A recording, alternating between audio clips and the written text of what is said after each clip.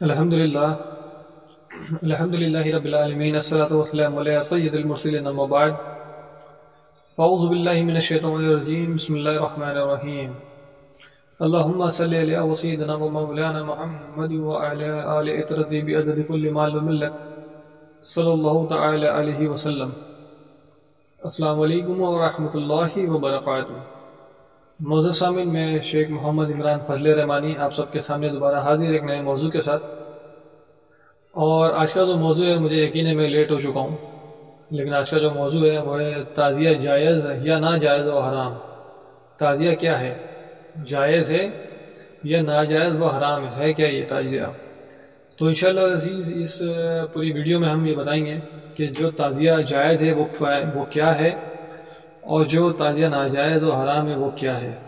یہ دونوں میں بہت فرق ہے، ٹھیک ہے نا۔ میرا یہ ماننا ہے کہ علماء اہل سنت کا جو فیصلہ حق ہے، اور تعزیہ جائز بھی ہے اور ناجائز و حرام بھی ہے، اس کی وضاحت میں انشاءاللہ آگے دوں گا۔ علماء اہل سنت میں کچھ عالم ہیں جو شدت سے تعزیہ کا رد کرتے ہیں، جو کہ غلط بھی ہے اور صحیح بھی ہے۔ اب غلط اس لیے ہے کہ ان کو چاہیے کہ یہ وضاحت کر دے کہ کون سا تعزیہ جائز ہے، اور پھر یہ بتائے کہ کون سا ناجائز ہے۔ اگر اس کی تقسیم کے بنا ہم صرف رد کریں گے تو رافضی اپنا جال بچھائے بیٹھا ہے کہ کوئی سنی بدزن ہو، اور پھر رافضی ہائے حسین کا ماتم کرتے ہوئے اس سنی کو رافضی بنا دے، اور سنیت سے نکل کر رافضیت میں جانے کا یہ بڑا آسان راستہ انہوں نے بنا رکھا ہے کہ ایموشنل بلیک میل کیا جائے۔ اس لیے یہاں شدت سے رد نہ کرتے ہوئے وضاحت کے ساتھ صحیح علم جو ہے عوام تک پہنچانا چاہیے۔ دوسرا، میں نے کہا کہ شدت بھی صحیح ہے۔ اس کی وجہ یہ ہے، اور یہ ضروری ہے، کہ جہاں عوام کو علم ہے، وہ جانتی ہے کہ کیا صحیح ہے اور کیا غلط ہے، پھر بھی گناہ میں جا رہی ہے، تو ایسے لوگوں کو روکنے کے لیے شدت بہت ضروری ہے۔ کچھ تعزیے میں نے خود دیکھے ہیں کہ جسے دیکھ کر لگتا ہے کہ بت پرستی ہو رہی ہے۔ میں انشاءاللہ اس کے آگے اور وضاحت کروں گا اور آپ کو تصویریں بھی دکھاؤں گا۔ تو اسی کو مروجہ تعزیہ کہا گیا اور اسی کا رد کیا جاتا ہے، لیکن عوام جو ہے کم علم ہے، تو رافضی انہیں یہاں بہکانے میں خوب لگی رہتی ہے، اور بڑی آسانی سے ایموشنل بلیک میل کر کے بہکا دیتی ہے، اور اہل سنت سے نکال کر کے آہستہ آہستہ رافضیت کی طرف لے جاتی ہے۔ آپ لوگوں کو یہ چیز سمجھنی ہوگی کہ تعزیہ کسے کہتے ہیں، مروجہ تعزیہ کسے کہتے ہیں۔ مروجہ کا معنی کیا آتا ہے؟ تو فیروز اللغت کے صفحہ نمبر 1234 میں ہے، آپ کو اسکرین پیج بھی دکھ رہا ہوگا، کہ مروجہ کا معنی ہے رواج دیا گیا یا رائج کیا گیا یا چلایا گیا، جاری ایکسٹرا۔ تو اس کا یہ معنی ہوتا ہے، یعنی وہ تعزیہ جس کو رواج دیا گیا ہو یا رائج کیا گیا ہو یا چلایا گیا ہو، یعنی یہ پہلے نہیں تھی، اب نئی شروع ہوئی ہے اور یہ بدعت ہے، اسی کو علماء حق ناجائز و حرام کہتے ہیں۔ عوام جو ہے اسی میں الجھی ہوئی ہے، تعزیہ جائز ہے لیکن مروجہ تعزیہ ناجائز ہے۔ اسی کو اگر عوام سمجھ لے تو مجھے یقین ہے کہ سب ایک پلیٹ فارم پر آ سکتے ہیں، اور اگر سمجھے تو پھر بہت ہی بڑی بات ہوگی ہمارے عوام الناس کے لیے کہ وہ رافضیت میں جانا بند ہو جائیں گے، اور پھر وہ جان لیں گے کہ علماء اہل سنت حق فرماتے ہیں اور صحیح رد کرتے ہیں۔ تعزیہ جائز ہے، اس کی دلیل جو ہے ہمیں بزرگان دین کے حوالے سے ملتی ہے۔ تو میں کچھ بزرگوں کے حوالے آپ لوگوں کے سامنے پیش کروں گا کہ تعزیہ جائز ہے۔ آپ لوگ اسے بغور سنیے گا، کیونکہ جو دلیلیں آئی ہے اسی کی بنیاد پہ میں ناجائز والا تعزیہ کا بھی ذکر کروں گا آگے۔ تو 308 سال پرانے سلسلہ قادریہ کے عظیم المرتبہ بزرگ مقدوم حضرت سید عبدالرزاق قادری باسوی رحمۃ اللہ تعالی علیہ، جن کے سلسلے میں سرکار عالم پناہ حضرت حاجی وارث علی شاہ صاحب رحمۃ اللہ علیہ جیسے بزرگ آتے ہیں، وہ فرماتے ہیں، کیا فرماتے ہیں وہ؟ تعزیہ جسے کاغذ اور بانس کی لکڑی سے بناتے ہیں، اسے صرف لکڑی اور کاغذ تصور نہیں کرنا چاہیے، بلکہ کبھی کبھی ارواح مقدسہ یعنی روح حسنین کریمین علیہ السلام بھی اس کی طرف متوجہ ہوتی ہے۔ حوالہ کرامت رضاکیہ صفحہ نمبر 19۔ اسی طرح دوسرا حوالہ جو ہے وہ لطائف اشرفیہ جلد 2 صفحہ نمبر 245 اور 246 پر ہے۔ مؤلف حضرت شیخ نظام یمنی رحمۃ اللہ علیہ، اور مطبوعہ المخدوم اشرف اکیڈمی کچوشا شریف اتر پردیش انڈیا۔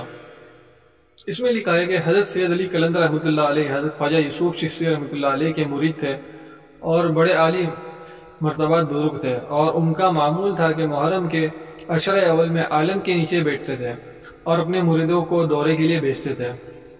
نفیس لباس اس اشرا میں نہیں پہنتے تھے اور عیش و شادی کے اسباب ترک کر دیتے تھے۔ حضرت مخدوم اشرف سمنانی رحمۃ اللہ علیہ نے بھی کبھی یہ دورہ ترک نہیں کیا۔ سید علی قلندر رحمۃ اللہ علیہ کی طرح خود عالم کے نیچے بیٹھتے اور اشراف کو دورے کی اجازت دیتے، لیکن اشرا کے آخر 3 دن خود بھی اشراف کے ساتھ گلیوں میں گشت لگاتے تھے۔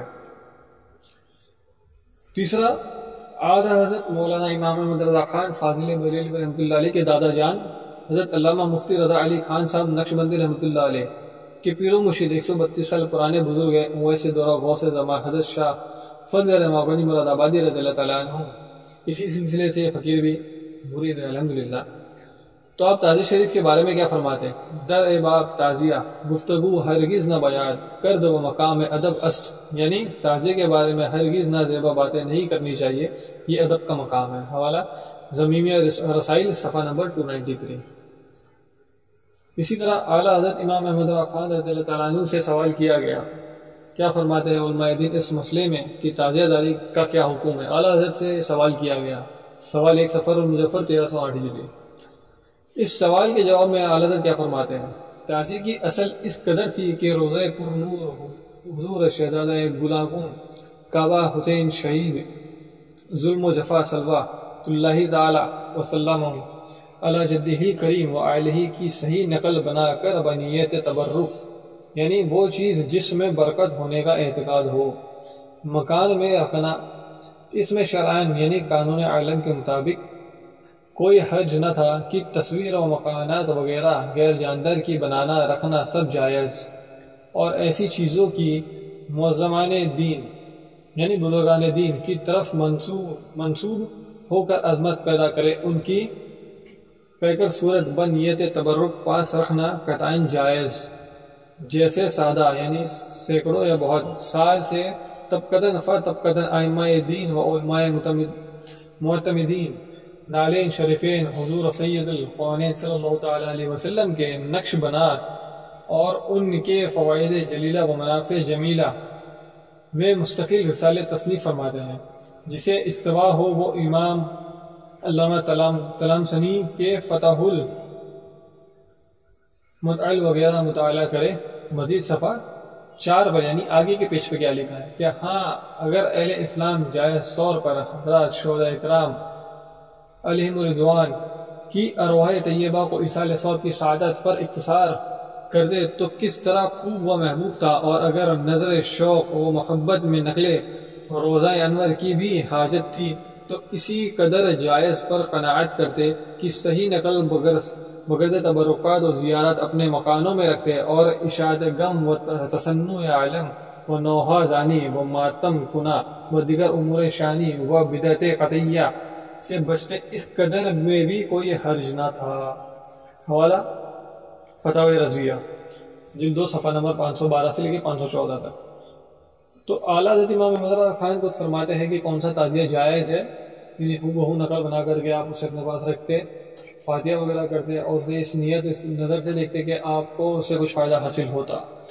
تو یہ تھی جو تمام تعزیہ داری پر جائز ہونے کی دلیلیں۔ اب جسے ناجائز کہا جاتا ہے میں انشاءاللہ وہ بھی آگے آپ کو بتاتا ہوں۔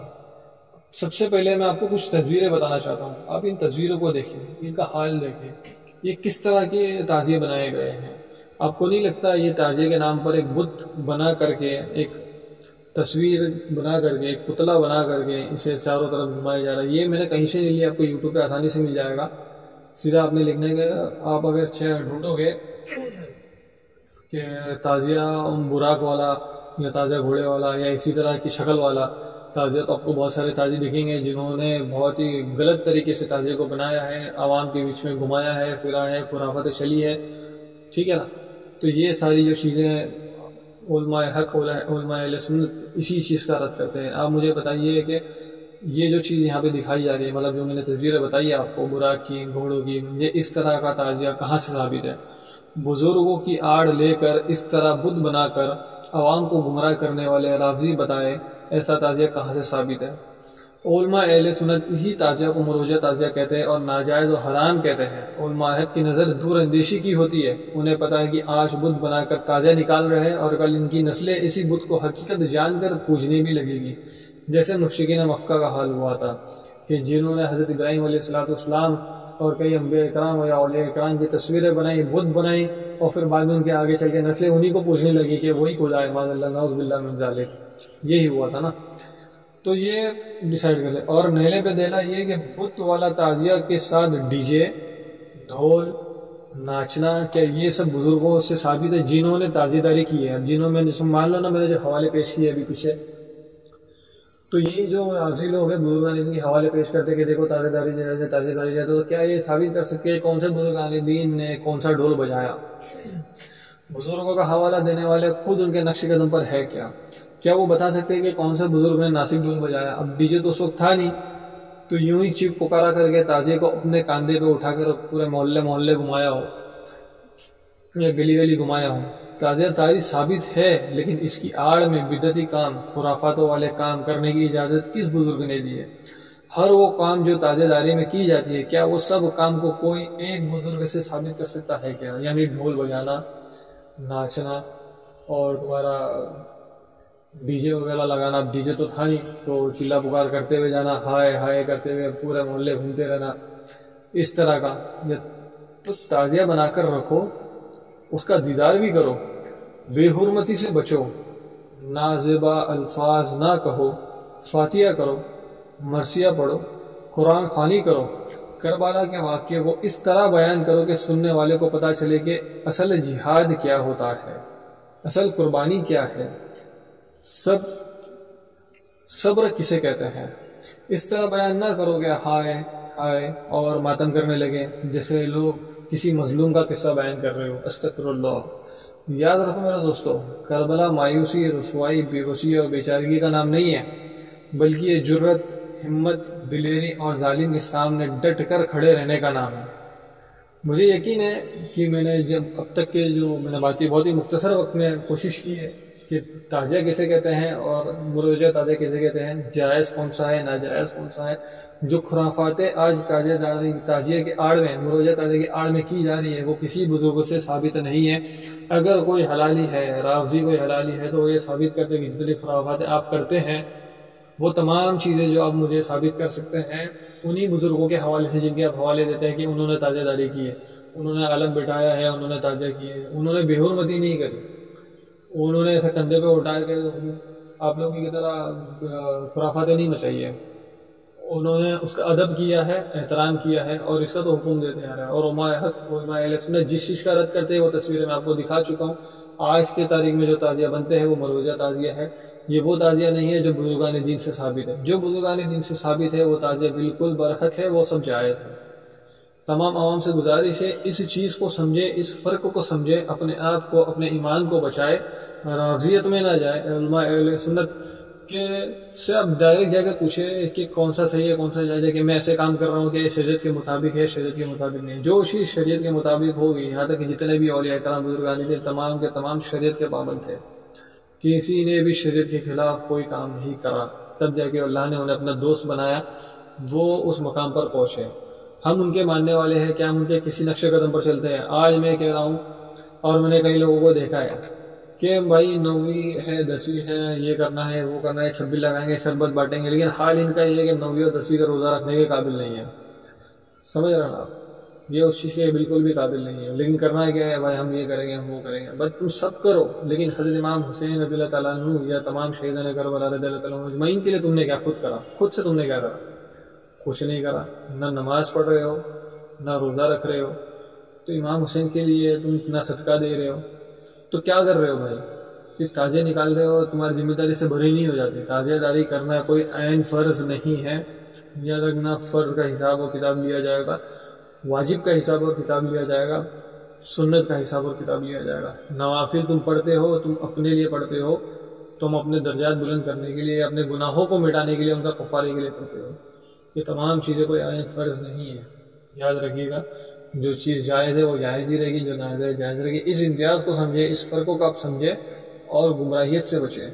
تمام عوام سے گزارش ہے میری کہ اسے خوب خوب شیئر کرے اور اپنے علم میں بھی اضافہ کرے، اپنے دوستوں کے علم میں بھی اضافہ کروائے. ہمارے چینل کو سپورٹ کرے، سبسکرائب کرتے. وما علینا الا البلاغ المبین. السلام علیکم ورحمۃ اللہ وبرکاتہ.